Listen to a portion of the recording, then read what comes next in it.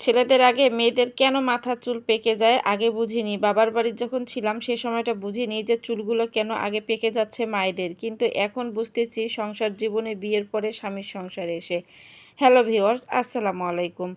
স্বামীর সংসারে এসে প্রত্যেকটা মেয়ের মনে হয় একটাই চিন্তা, সেই চিন্তা করতে করতে ওদের মাথার চুলগুলো পেকে যায়। আমার মতো, জানি না কোন কোন আপুর আমার মতো অবস্থায়, একটু কমেন্ট বক্সে অবশ্যই জানিয়ে যাবেন এবং চিল্লায় চিল্লায় লিখে যাবেন যে আমার মতো কার কার সেম অবস্থা।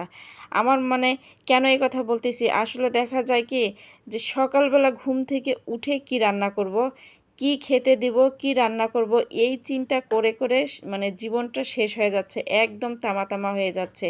প্রত্যেক দিন সকালবেলা ঘুম থেকে উঠেই টেনশন যে আজকে কি রান্না করব আর কি খাবো, কি মানে বাচ্চাদের খেতে দিব, এই চিন্তায় চিন্তায় দিন শেষ। এই জন্যে ভাবতেছিলাম যে এই জন্যে মনে হয় মাথার চুলগুলো আগে আগে পেকে যাচ্ছে। এতদিন ভাবতাম যে না, চুলগুলো মনে হয় এমনিই পাকতেছে, কিন্তু এখন গভীর মানে চিন্তা করে বুঝলাম যে চুলগুলো এমনি এমনি মানে পাকতেছে না। এই চিন্তা, সংসারের চিন্তা করতে করতে চুলগুলো অর্ধেক এমনিতেই পেকে যাচ্ছে। তারপর হচ্ছে যদি কোনো দিন জিজ্ঞেস করি হাজব্যান্ডকে যে কি খাবা, কি রান্না করব, সে একদম সোজা কথায় বলে দেয় যে তোমার পছন্দ যেটা সেটাই রান্না করো। কিন্তু এখানেও একটা কাহিনী আছে রে বাবা, যদি নিজের পছন্দ মতো রান্না করো সেই দিন আবার বেটা এসে কইব হ্যাঁ আজকে কি রান্না করতেছো, যে এটি খায় পেট ভরলো না, মনও ভরলো না। এখানেও একটা জ্বালা আছে বুঝছেন। সব পাশে নজর রেখে তারপর হচ্ছে রান্না করতে হয়, যে কি রান্না করলে ঘরের ছোট থেকে বড়রা সবাই খুশি থাকবে। নিজের খুশিটা বাদ দিয়ে, শুধু নিজের খুশিটা বাদ দিবেন, তাহলে দেখবেন যে সবাই সন্তুষ্ট থাকবে, আপনার কাজে সবাই হ্যাঁ টানবে। আসলে যাই হোক, আর কারো কোনো গুণগান মানে বলতে চাচ্ছি না। যেটা রান্না করতেছি আজকে, সকালবেলা ঘুম থেকে উঠেই দেখি ফ্রিজে কোনো সবজি নাই, কোনো বাজার নাই। মাথাটা তো এমনিই গরম হয়ে গেল যে কি রান্না করব আজকে আর কি খাওয়াবো। তারপর হচ্ছে সোজা চলে গেলাম বাজারে, বাজার থেকে নিয়ে আসলাম ছোট্ট একটা মুরগি।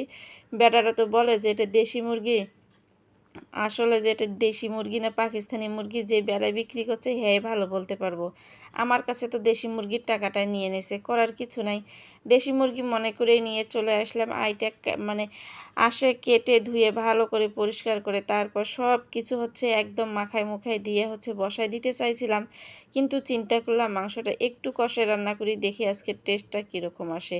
তো অবশ্য সবগুলা হচ্ছে আলু টালু সবগুলো আজকে একসঙ্গে দিয়েছি, আলু টালু করে ফেললাম। কারণ কি জানেন, আলুখোর ঘর মানে আমাদের, আলু ছাড়া কোনো কিছুই চলে না, আলু ছাড়া কেউ খাবে না।